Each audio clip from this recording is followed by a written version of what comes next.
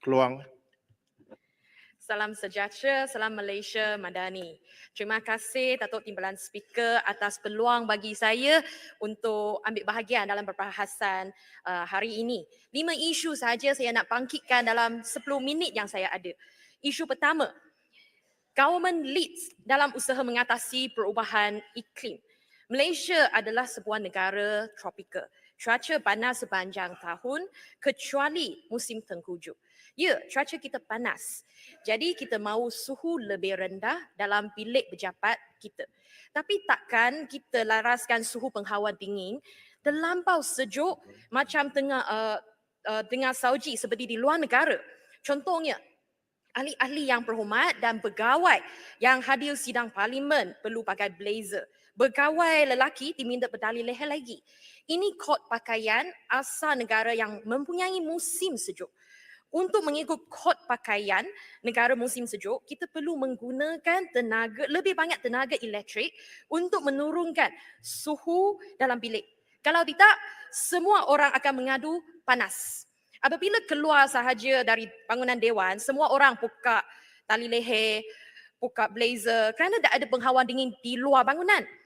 Kenapa kita tak upasuai kod pakaian kita kepada semua supaya pejabat kerajaan kita lebih mencerminkan budaya kita dan lebih penting lagi, lebih mesra alam sekitar, khususnya untuk menangani perubahan iklim. Datuk Timbalan Speaker, Kerajaan Jepun dan Korea Selatan mewajibkan semua pejabat kerajaan mereka tidak boleh melaraskan suhu dalam bilik lebih rendah daripada 28 darjah Celsius semasa musim panas. Kerajaan Taiwan pula tetapkan suhu penghawaan dingin pada 26 darjah Celsius pada musim panas. Dan arahan ini dikuat kuasa bagi sektor swasta seperti pusat membeli belah lagi. Kajian mereka mendapati bahawa kerajaan mampu jimat penggunaan elektrik sehingga 6% dengan peningkatan suhu penghawaan dingin setiap 1 darjah Celsius. Saya berharap government leads dalam usaha menangani isu perubahan iklim. Justru saya minta Datuk Timbalan Speaker dan juga Speaker kalau boleh pertimbang lagi. Tak perlu mewajibkan tali leher sebagai kod pakaian bagi semua pegawai lelaki dan pelawat yang berkunjung ke parlimen. Lebih baik jika semua ahli parlimen dan pegawai boleh memilih pakaian batik setiap hari dan bukan sahaja pada hari Khamis. Bahagian batik adalah produk unik Nusantara. Lebih baik jika kita jadikan pakaian batik pakaian rasmi yang juga sesuai dengan iklim kita.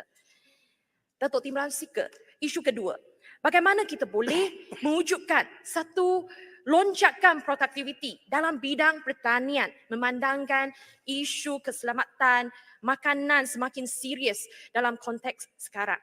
3 faktor utama dalam sektor pertanian ialah tanah, air dan sinar matahari dan akhirnya tenaga buruh. Dari segi tanah, kita masih ada tanah pertanian yang luas berbanding dengan negara jiran seperti Jepun, Singapura dan Taiwan.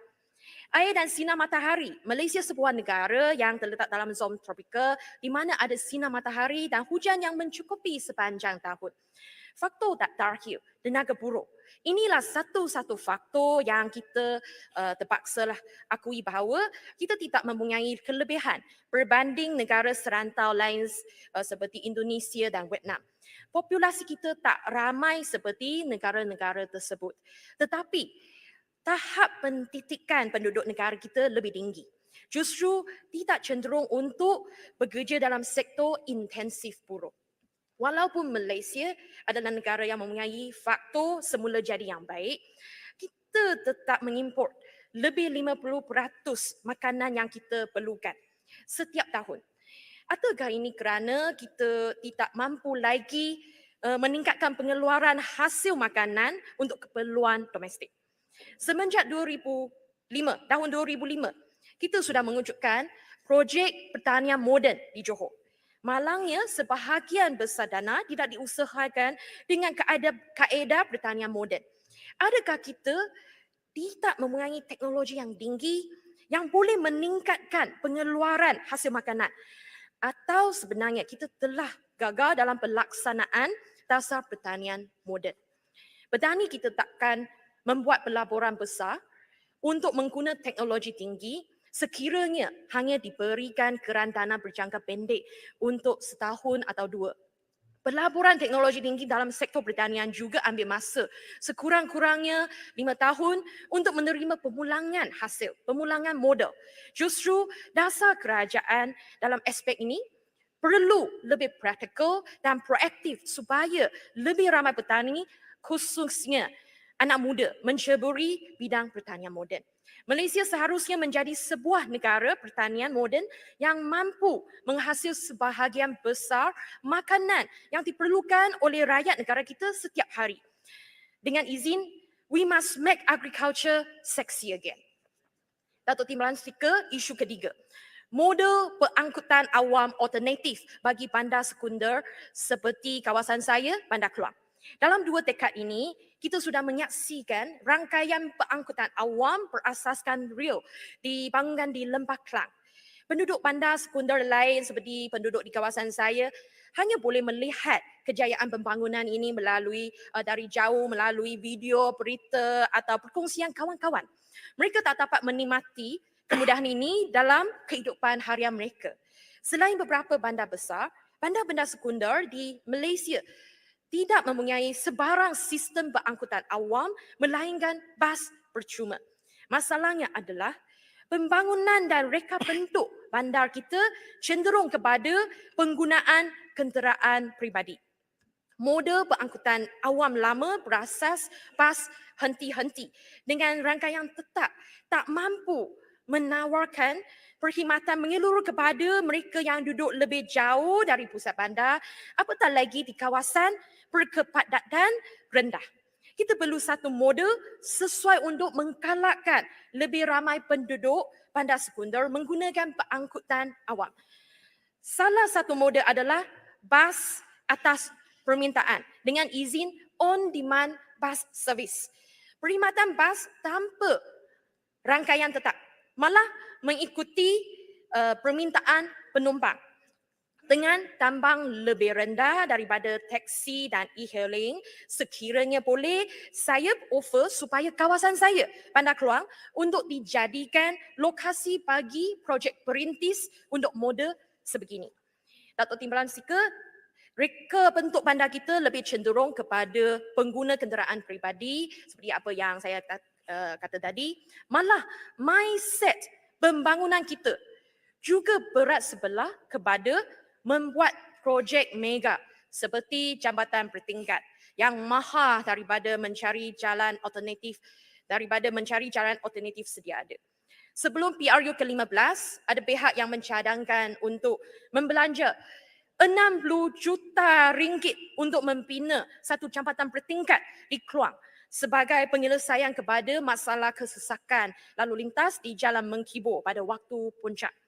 Padahal Adu Mengkibor telah pun mencadangkan satu penyelesaian yang kosnya hanya 4 juta ringgit sahaja untuk membina satu jalan alternatif menyambung Jalan Mengkibor Renggam ke Jalan Kota Tinggi melalui vehicle box culvert di lantasan kereta api.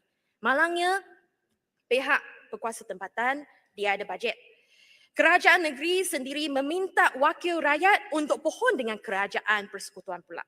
Justru saya minta Kementerian Kewangan meneliti permohonan ini supaya projek berimpak tinggi yang hanya akan membelanjakan 4 juta ringgit ini dapat disegerakan.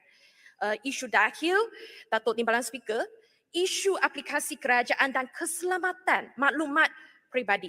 Baru-baru ini Kementerian Perangkutan melancarkan aplikasi MyJPJ dan memasukkan keperluan memaparkan road tax pada cermin hadapan kenderaan. Ini adalah satu inisiatif pendigitalan yang baik.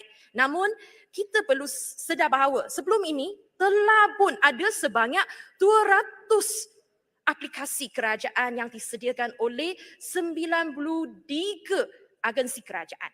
Setiap satu ada pengkalan data pengguna tersendiri dan tidak semestinya diselaraskan dengan pengkalan data lain, khususnya jika app itu dimiliki oleh kementerian lain. Soalan saya ialah, bolehkah kita gabungkan semua aplikasi ini di bawah satu super app kerajaan?